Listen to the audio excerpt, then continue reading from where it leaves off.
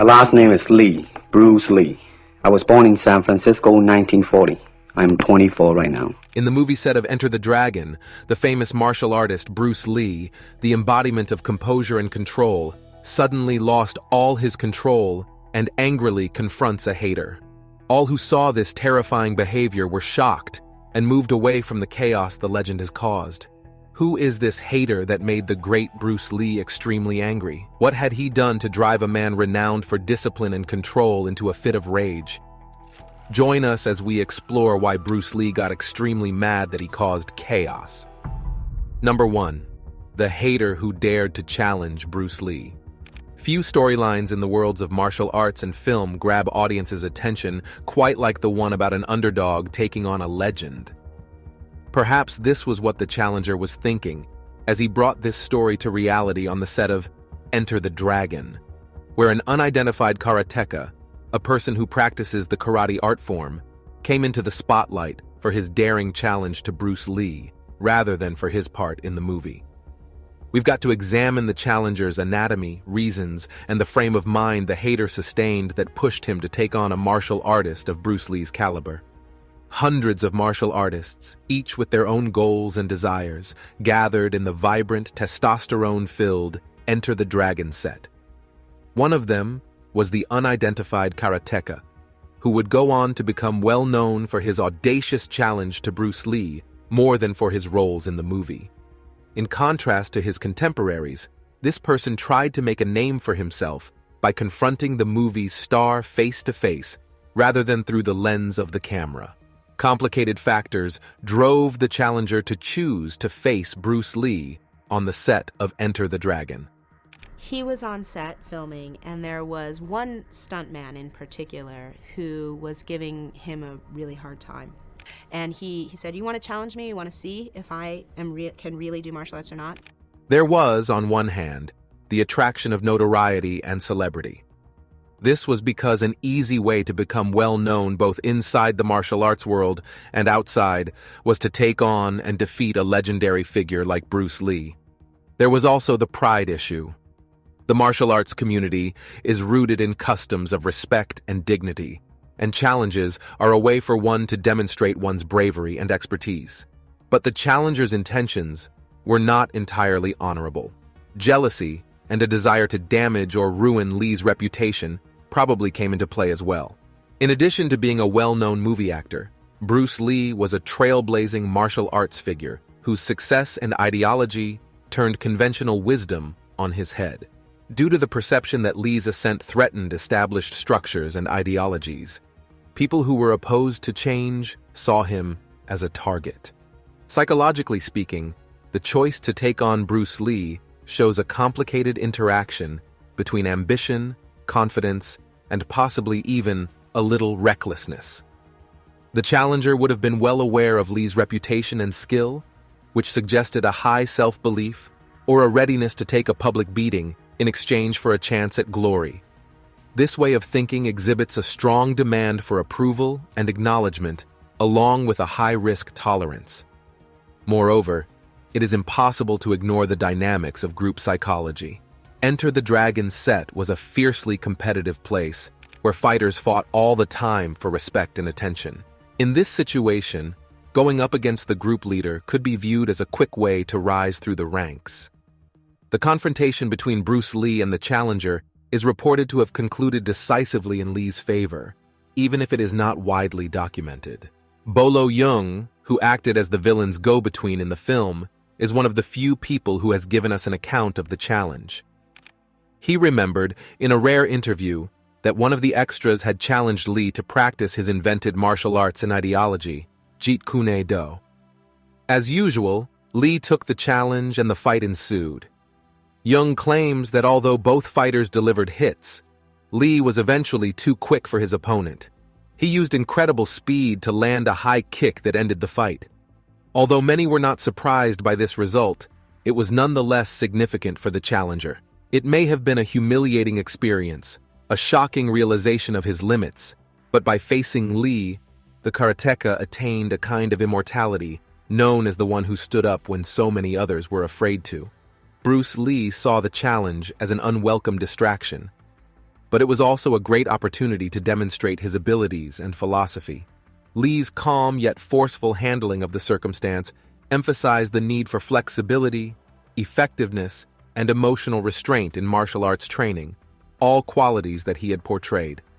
Given how little of the challenge is documented, there was bound to be a lot of false embellishments and twisting of the facts just to make it more appealing. But what really happened during this challenge? Number 2. Who won the extreme battle? His fight scenes were famous. His talents were many. And 50 years after his death, Bruce Lee's legacy continues to inspire people around the world. Over the years, the story of Bruce Lee's battle with a formidable karateka on the set of Enter the Dragon has been exaggerated and obscured. It is a story that, like Bruce Lee's fame, has expanded with each telling, and now stands at the intersection of reality and fantasy. It is therefore critical to peel back the layers of this legendary clash and separate the facts from the sweet, untrue additions that have defined subsequent accounts. Competitor tensions arose on the Enter the Dragon set because of the presence of several talented martial artists and the inherent pressures of film production.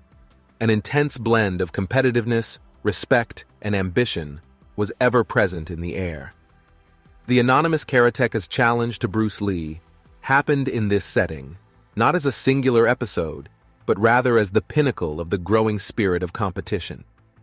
Attempts to distinguish fact from fiction are made more difficult by the lack and frequent contradiction of eyewitness accounts of the battle between Bruce Lee and the challenger. According to some accounts, the fight was short but fierce, with Lee taking the upper hand right away. Some argue that it was less of a real fight and more of a skill show intended to subdue the challenger's arrogance without causing significant damage. According to the most trustworthy story, Lee showed his prowess in the fight by exhibiting his speed, accuracy, and strength. These accounts, like Bolo Yug's, claim that Lee did not fight for a long time, but instead used the altercation to make a point about discipline and respect in martial arts.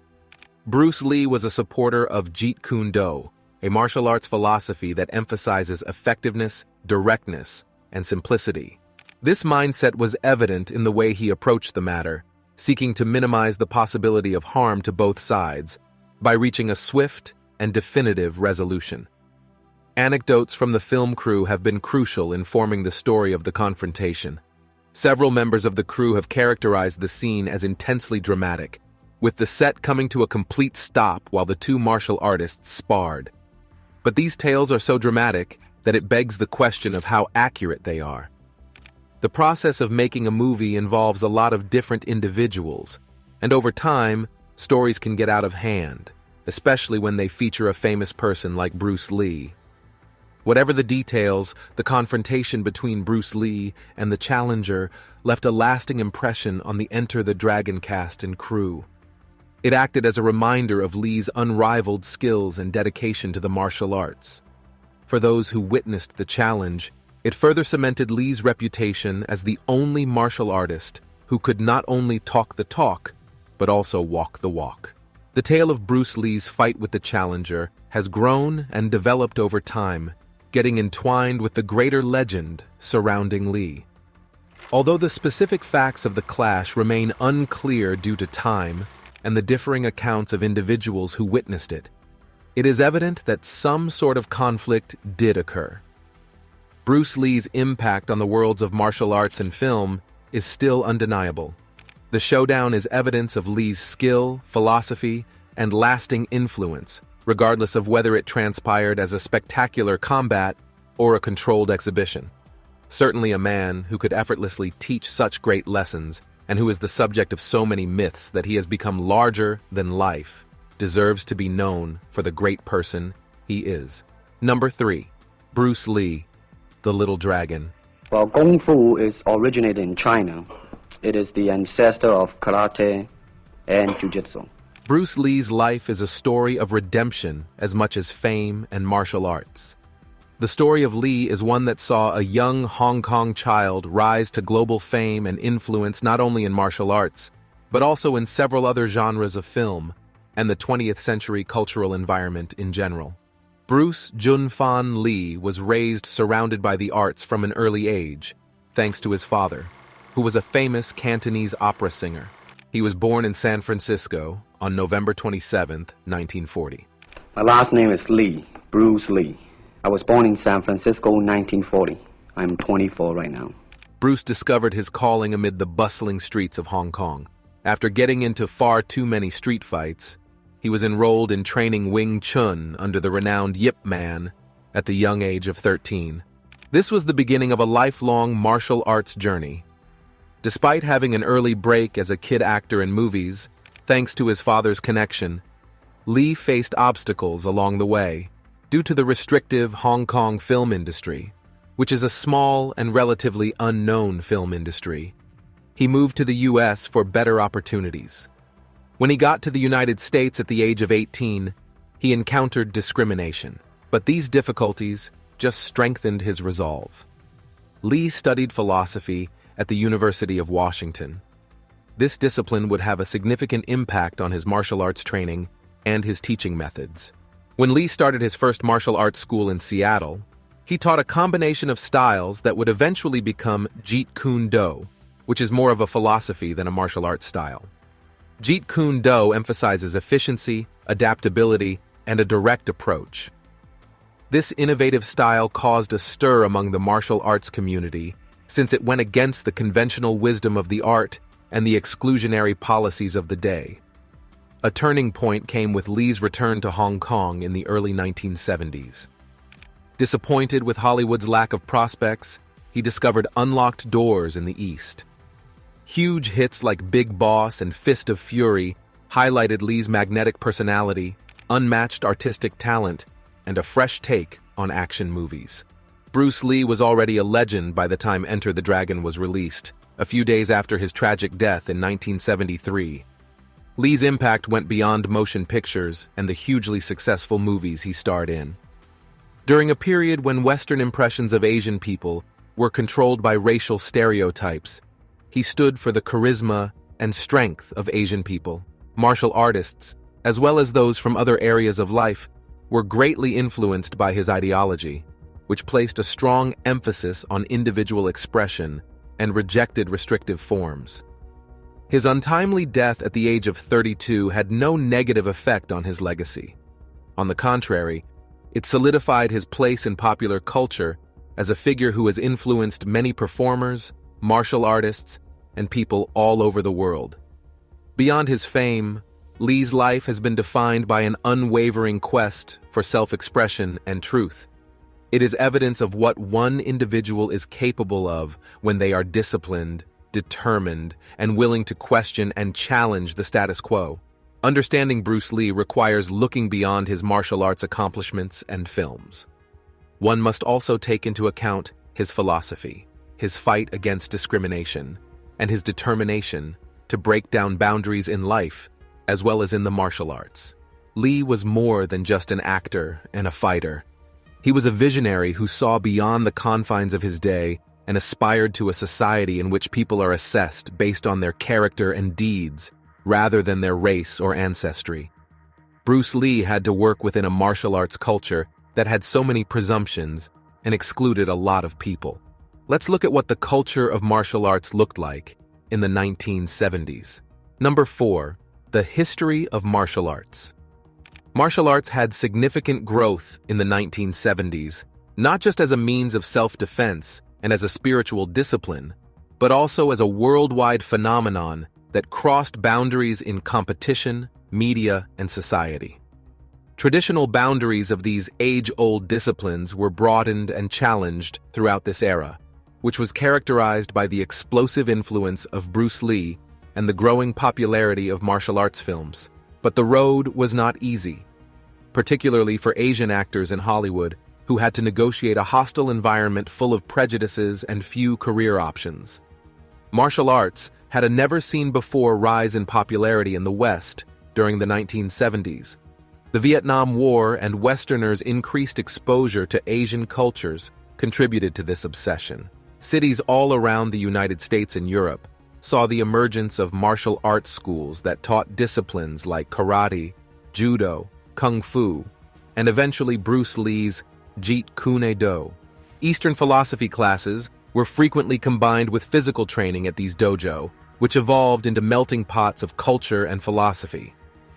Bruce Lee played a pivotal role in this martial arts revolution with his films Enter the Dragon in 1973, Fist of Fury in 1972, and Big Boss in 1971.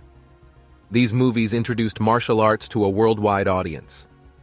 The conventionally rigid systems of martial arts training were challenged by Lee's charisma on screen and his belief that martial arts should be a means of both physical and personal expression. His method was groundbreaking. He promoted an approach devoid of style that put efficiency and flexibility ahead of formality. Even with the rise in popularity of martial arts and the unquestionable influence of actors such as Bruce Lee, Hollywood continued to be an unfriendly place for Asian actors. Stereotypes were rampant in the industry, frequently casting Asian actors in positions that were either submissive or malevolent. Leading parts were hard to come by, and when a character or story did require an Asian in a movie, white actors would frequently be put in such parts, a practice known as yellowface. Bruce Lee himself had to confront these obstacles. Lee had trouble landing big jobs in Hollywood. Although his role as Kato in The Green Hornet, 1966 to 1967, was an unusual exception, he was not the star of that movie. After becoming completely dissatisfied with the scarcity of prospects and the industry's unwillingness to employ Asian actors in prominent roles, Lee decided to forge his route in Hong Kong cinema. This move back to Hong Kong was instrumental, as this was where he achieved unparalleled success as a movie star.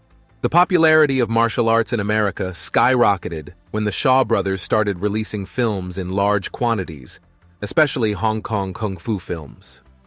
The overthrow of Japanese imperialists by common people was one of the film's central themes. This struck a chord with some American demographics, particularly black folks who had been consuming blaxploitation films, which had similar concepts. It resulted in the classic Game of Death, which combined elements of blaxploitation films with those of kung fu films. These all contributed to the martial arts' meteoric rise in popularity in the West. For instance, 3 kung fu movies topped the box office in 1973. Beyond the realm of films, the martial arts scene of the 1970s was marked by fierce rivalry and a strong sense of brotherhood. Tournaments gained popularity, drawing practitioners of many disciplines to compete against one another. These contests were about more than just winning. They were also about exchanging ideas, methods, and expertise. Despite their competitive nature, they encouraged a sense of community among practitioners, who frequently forged lifetime friendships and mutual respect. There were conflicts in this atmosphere of rivalry and friendship. Bruce Lee's novel approach to martial arts was frequently met with suspicion, if not outright hostility, from traditionalists. The existing state of things was challenged by Lee's ideas, which caused division in the martial arts world. However, these conflicts also sparked discussions about the origins, goals, and prospects of martial arts. Bruce Lee stood apart from traditionalists in his philosophy and approach to conflict resolution. Let's take a look at what Bruce Lee's martial art was like. Number 5. Bruce Lee's own martial art method. Bruce Lee was a trailblazer in both physical prowess and martial arts philosophy. It was about living, not just about battling for him. Though it may sound overly idealistic, his attitude soaked through every facet of his life, including his handling of conflict in and out of the spotlight. The Enter the Dragon's fight with the tough karateka offers an intriguing outlook through which to view Lee's martial arts and conflict resolution principles. Bruce Lee developed a method called Jeet Kune Do, or JKD, which emphasizes simplicity, efficiency, and adaptability. It is the cornerstone of Lee's martial arts philosophy. Lee's discontent with the strict rules and restrictions of conventional martial arts was what gave rise to JKD. He thought that the best fighter wasn't a boxer, karateka, or judoka, but rather a person who could become like water by adapting to any method. In his well-known words, he said, "Be formless and shapeless like water. This adaptive concept extended to addressing interpersonal problems in addition to physical fighting. Lee frequently stressed the value of avoiding conflict unless it is absolutely essential. He supported a flexible approach to problem solving and felt that adaptation may be the most powerful tool for resolving conflicts. His approach to the task at hand demonstrates this way of thinking. As an example of his water-like adaptability, Lee attempted to eliminate the threat as effectively and non-destructively as possible, avoiding the need to escalate the situation. The economy of motion, or directness principle, is another important component of JKD. Lee underlined that the most direct and easiest path is frequently the most efficient, whether in striking an opponent or resolving a dispute.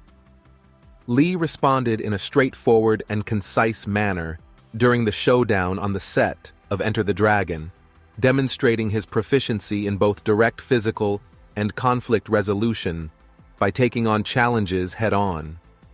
Lee showed his dedication to dealing with issues head-on without needless avoidance or complication. Bruce Lee also emphasized the value of self-awareness and emotional restraint in his training. He was aware that feelings of rage and irritation could impair judgment and result in ineffectual behavior.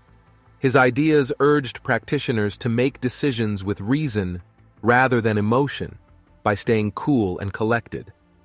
Lee showed that he understood the importance of emotional regulation in conflict situations by acting assertively but also coolly throughout the confrontation. Eastern philosophy, especially Taoism and Zen Buddhism, had a significant influence on Lee's approach to martial arts and dispute resolution. These schools of thought place a strong emphasis on interconnectivity, harmony, and balance. Lee's philosophical views, which taught him to view conflict as an opportunity to impose balance and harmony rather than as a disturbance to be confronted with aggressiveness, can be linked to his ability to remain collected and focused during the confrontation. The showdown on the Enter the Dragon set offers a real-world example of Lee's martial arts theory in action. It was more than just an exhibition of his physical prowess. It was also a reflection of his conflict resolution method. Lee gave a practical demonstration of his teachings by handling the problem with the least amount of damage and disturbance. He demonstrated that the goal of martial arts is to find the best way to overcome any obstacle, whether it be physical or otherwise, rather than to use force or assert one's dominance. Perhaps the most notable work Bruce Lee ever did, Enter the Dragon, was a masterclass. Let's take a look at how it came to be. Number 6. The making of Enter the Dragon.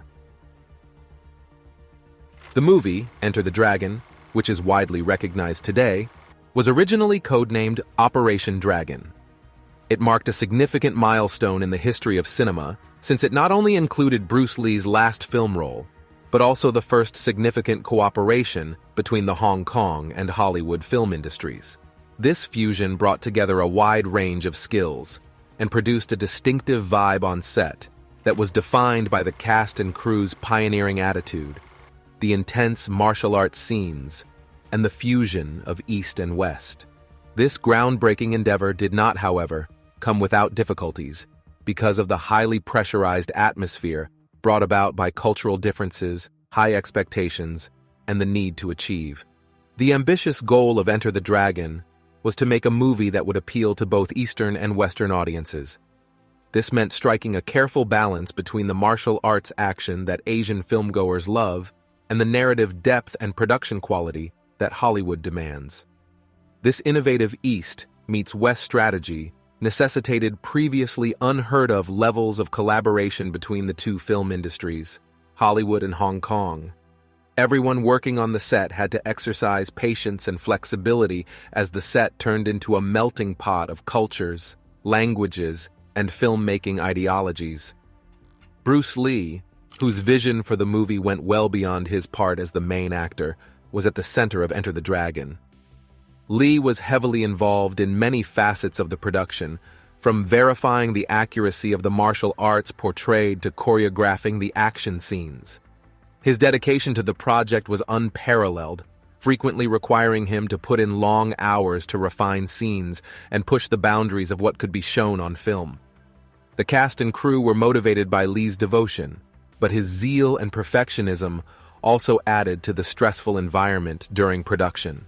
Numerous obstacles plagued the Enter the Dragon production, ranging from financial limitations and scheduling problems to the physical strain on the performers carrying out the physically demanding battle scenes.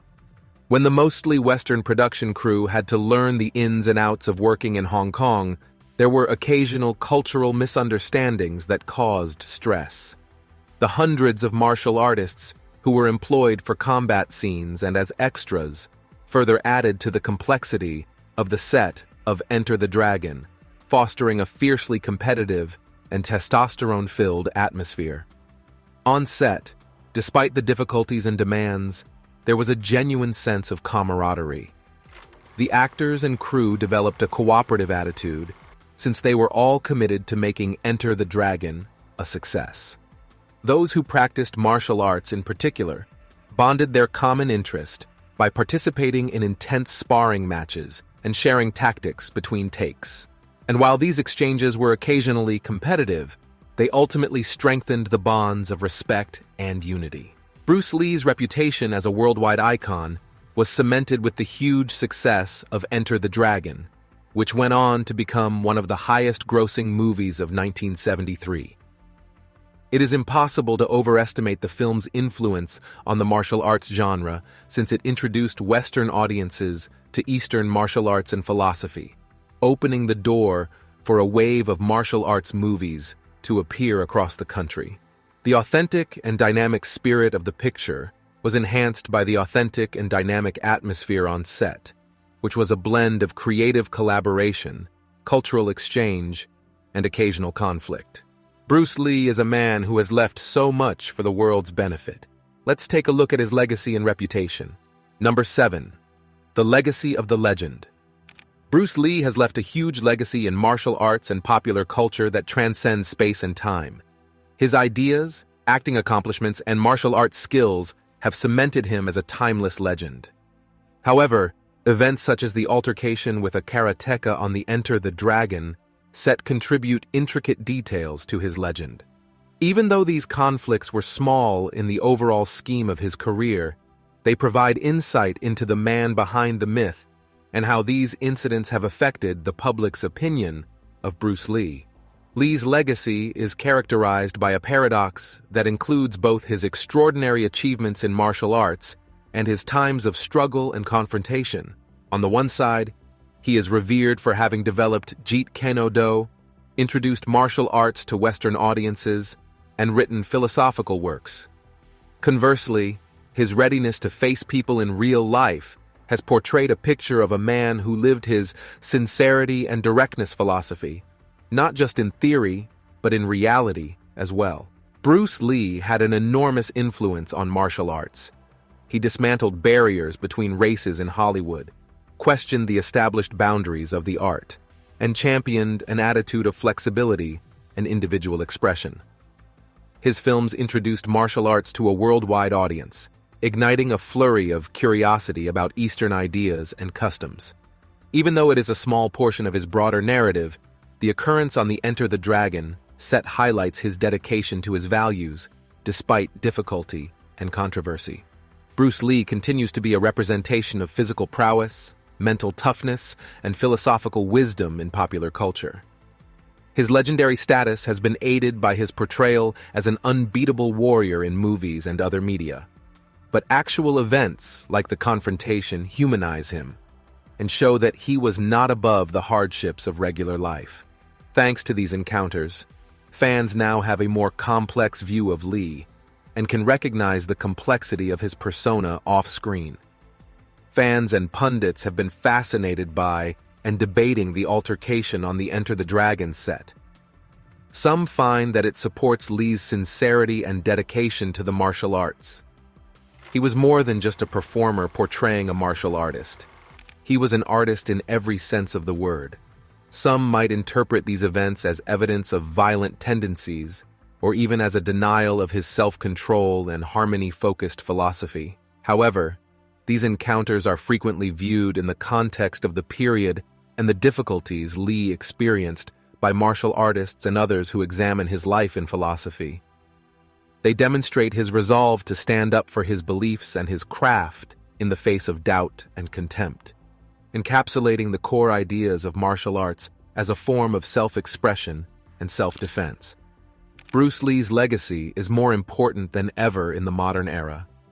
His ideas about being like water, expressing oneself freely, and being adaptive appeal to a society that values flexibility and honesty. Generations have evaluated and reinterpreted his life's events, including conflicts, creating a complex tapestry that defines his legacy. These experiences humanized him rather than harming his reputation by teaching us that he understood hard work, integrity, and the quest for excellence. If you enjoyed this video on Bruce Lee's confrontation with a karateka, please like and subscribe to get more videos like this. Thanks for watching.